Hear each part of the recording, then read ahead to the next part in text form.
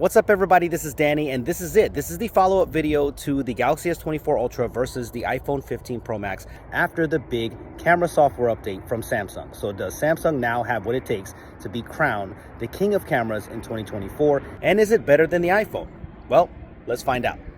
Of course, to take as many pictures and videos as possible, we did go to Disneyland, but this time in California for the kids' birthdays. But for the first day, we stopped in Long Beach to see the Queen Mary since my son is into ships, and this gave me a different but fun environment to see if the cameras actually improved with the Galaxy S24 Ultra's large camera software update. So I'm going to kick the series off with the daytime photos on a bright sunny day, and I know this is common sense, but to be honest, both of these cameras can be wildly inconsistent, so it's hard to put a generalized blanket statement about the colors or brightness. You can say that the Galaxy S24 Ultra still creates a slightly brighter and more vibrant image, but then you just look at the next photo and you can see that's a brighter image on the iPhone 15 Pro Max. So I'm not really going to dive into these things this time, but instead I want to show you more of what happens just on everyday photography and how these two handle things differently, and then you can make a decision which one is best for you after the software update. I do take a lot of portrait mode photos of my family, and I'm betting that you do too, so I tested this heavily this time around, and both have incredible 5x portrait modes where you can see that the gray is more dramatic on the Samsung, while the iPhone produces brighter highlights in this case, making the gray and the tan pants more accurate along with the skin tone. But they both have great traits about them, but I feel overall the Galaxy S24 Ultra has the less digital process look, especially on the 5x portrait. They both miss parts of the portrait cutout here at different points, so they aren't perfect. But here's another example just taken seconds later, so slightly different pose. The iPhone extremely impressive with the hair, while the Samsung just blends my daughter's hair into the background. When I was talking about it being less digital, take a look at where the cutout is where my daughter's arms are, and you can see it right away. And I was really scratching my head on this because I've never noticed this before on the iPhone, so this could be limited to the last update, but the 5x portrait mode definitely looks over sharpened and even noisy to a certain degree. This is a cool shot of a throwback actor on a typewriter on the deck, and they both look good, but when you punch in to analyze, they both have their faults, but it looks like the iPhone lets more noise happen to preserve more detail in the suit. So let me know which one you think looks better. But this one was the one that surprised me the most. The white balance is better on the S24 Ultra, preserving my skin tone where the iPhone went colder. But punching in, just look at my lips here on the iPhone. So I hope Apple looks into this in a future software update. And who knows, it could be fixed by the time that you see this. But I do want to be clear, this does not happen on every shot, so I know it's software related, and like this shot here, the iPhone sometimes does take a better 5x portrait shot. So I did notice something when I got home. I was trying to shoot something closer up with the 5x portrait mode, and it looks like it could be using digital crop instead, using the main sensor instead of using the 5x, because when you actually look at something further in the background, you can see that 5x lens switching. So I'm not sure why this is happening during the day, but I hope Apple looks into this in a future software update. I'm working on a ton of other camera comparisons right now, but let me ask you something. Can you see what camera comparison that I'm working on next?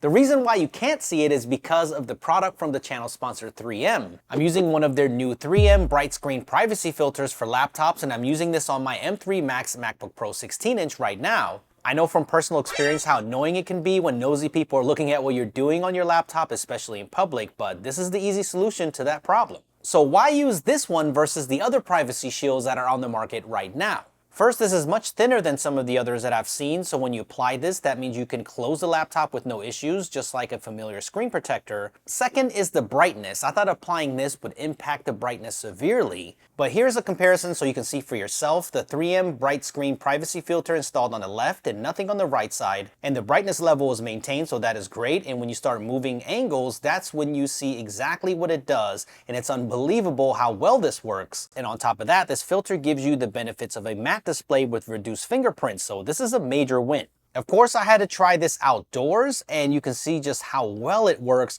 You really have to be uncomfortably close to see the data that is on the screen. So if you're working on sensitive or confidential data in public, this is something that you should look into. And since this doesn't adhere the same way as a normal screen protector would, there are no air bubbles to worry about, or even if you left some dust underneath it, you won't ever see it. So I appreciate that. And if you aren't into the matte display thing, they even have glossy versions too. So I'll leave a link down below for you so you can check current pricing on whatever laptop that you have. I can't wait to use this on my next flight because even if I am editing a secret tech video, I don't have to worry about it because they can't see it.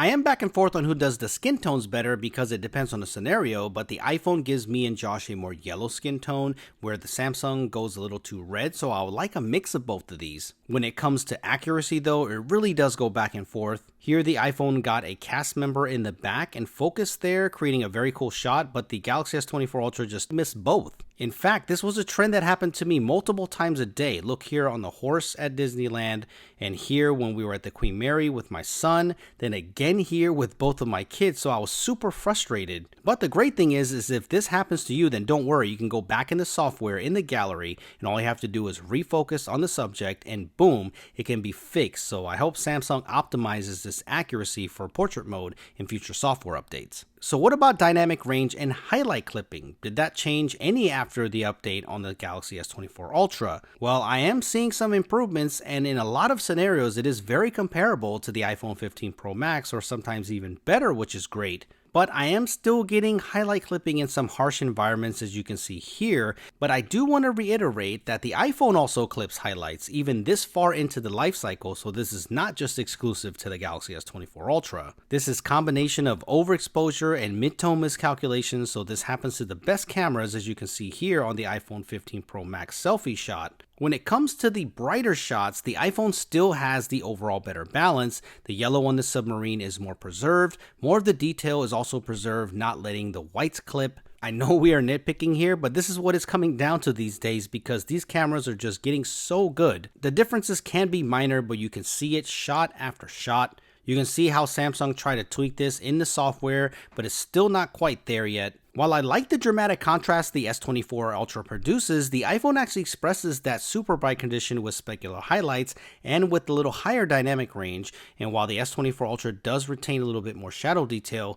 look here how it minimizes the sun glare. But if we're going to talk about glares or flares here, no, I won't dismiss the iPhone's light flares. Yes, they do exist, and I really hope that the next iPhone really has a physical fix for this. It can cast a hazy look to some of the pictures, and it is more of a problem at night, and I will definitely cover that when we hit low light. But remember, all of these lenses have some type of lens flare, it's just worse on the iPhone. But when it comes down to dynamic range and HDR processing, I think at this present time, I think the iPhone is still better. The rendition and overall processing is just a little smoother. Back at the Queen Mary, it gave me a different but more challenging dynamic range scenario, and it was interesting how they both handled it. The S24 Ultra was metering for the bright windows so you can clearly see the city behind you, but the iPhone was really trying to balance the entire shot with the best blend of dynamic range and shadow detail. So I like this better here because look at how crushed the foreground is on the S24 Ultra. It is completely dark. In this ultra wide angle shot, I had to make sure that I didn't have these backwards because it's usually the iPhone that I have this issue with, but the Galaxy S24 Ultra completely blew out the windows in the back, while the iPhone also wasn't perfect, but it did a lot better. In this complex shot with a lot of different textures and lighting variations, I do like how the iPhone went warmer, preserving the true color of the clear windows where the S24 Ultra went way too cool. And the iPhone picks up that nice warm glow from the sunlight. In difficult front-facing camera shots, while not super different, you can see that the detail peeping through on the iPhone on the blown out background. Here's another shot a little wider so we can try to make it as fair as possible,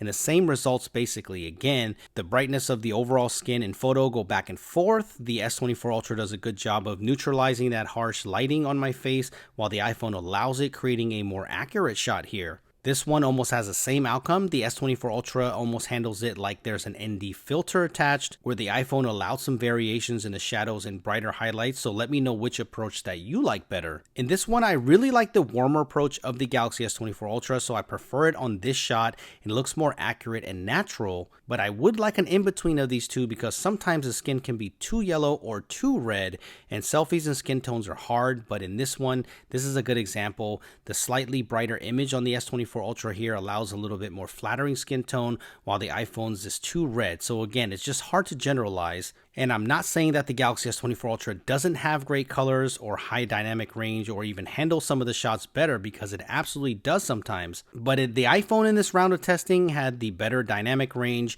highlight control, and overall balance. But play around with the different resolutions that you can choose on the S24 Ultra, because all of them have different processing and different outcomes. And of course, the 200 megapixel is absolutely amazing when you need the most detail that you can get. This is compared to Apple's 48 megapixel HEIF F Max. And when punching in to a ridiculous 2000% scale, look at how legible the International City Bank sign is, and you can still make out the individual windows, which is absolutely insane. And also look into the new 24 megapixel mode in Expert RAW app on the S24 Ultra. This takes a 12 megapixel and 50 megapixel shot at the same time, and it processes it together for a detailed 24 megapixel image. It is very comparable to the iPhone's default 24 megapixel output, and the detail is very promising and looks to be less processed as well. This picture of the back of the Cross Country logo really got me. When you punch in and take a closer look, you can see all the individual little scratches very clearly. So Samsung, you got something here, and I think you should run with it. A couple of things before I move on to video, and that is zoom, and not much has changed here at all, and not sure it ever will, but I've said this in other videos, the zoom all the way up to 10x digital zoom is actually closer than you would think it would be. Yes, you will get slightly better quality most of the time from the Galaxy S24 Ultra, but since Samsung moved to the 5x lens this year, it is closer than ever.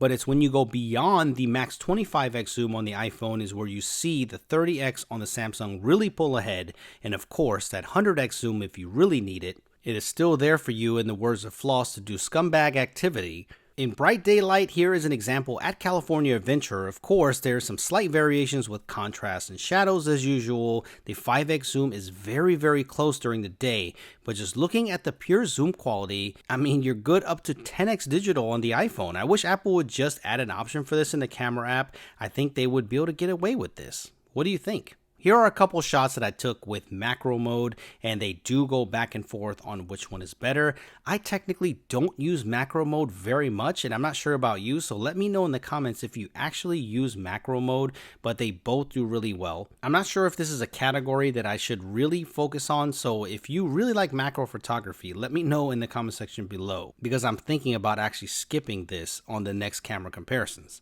Okay, so let's finish with video, and Samsung has come a long way when it comes to video, and I think the narrative of the iPhone just being way better on video, I think needs to be reevaluated at some point, because for what people normally use it for, I don't think they'll be able to tell a huge difference. I do clearly remember when switching from other lenses, the iPhone always had the smoothest transitions, and that does still remain true to a certain degree, and you will see the Galaxy S24 Ultra have one slight hiccup here that I caught, and once in a blue moon you will see that. But for the most part, the video experience is so good on both of them. When it comes to color interpretation and brightness, this will definitely come down to personal preference, but I do still want to point out that for people that want to use their phone for professional purposes, the Apple log feature is insane. I did a full video on that, so make sure you check that out. But the regular video straight out of the camera app, the Galaxy S24 Ultra still shows some over sharpening, and that is my only gripe about the daytime video. I know you really can't see this well on a small screen, but if you look at this on a larger screen like a monitor or TV, you can see it. But I do want to say this has been improved a lot from before, so that is good news. But where the S24 Ultra does have the advantages on resolution, it can still shoot 8K video at 30 frames per second, so this is a great option if you need to capture as much detail as possible. When you punch into this dock, you can see that the Samsung does remain sharper with some more detail,